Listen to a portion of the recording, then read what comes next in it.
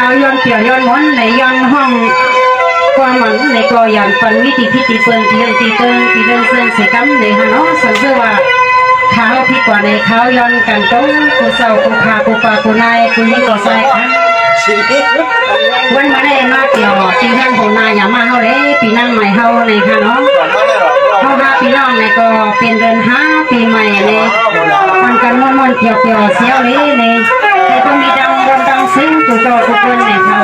ไปถึงไปเยี่ยมเสกัมค่ะ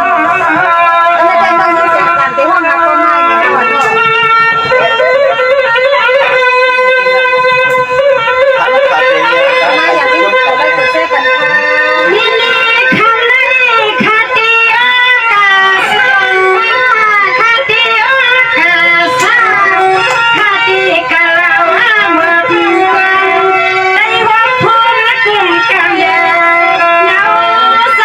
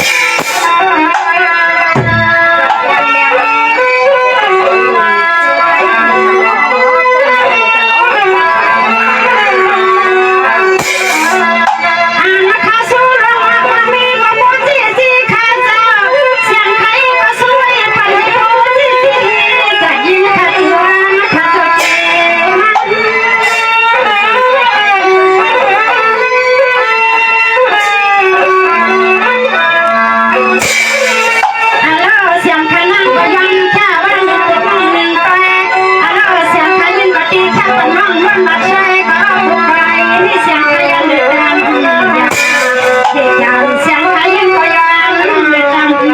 เดียวนาเสียงสมัยขัดแค่กันนอนมันเท่าไรขยันขยันสวย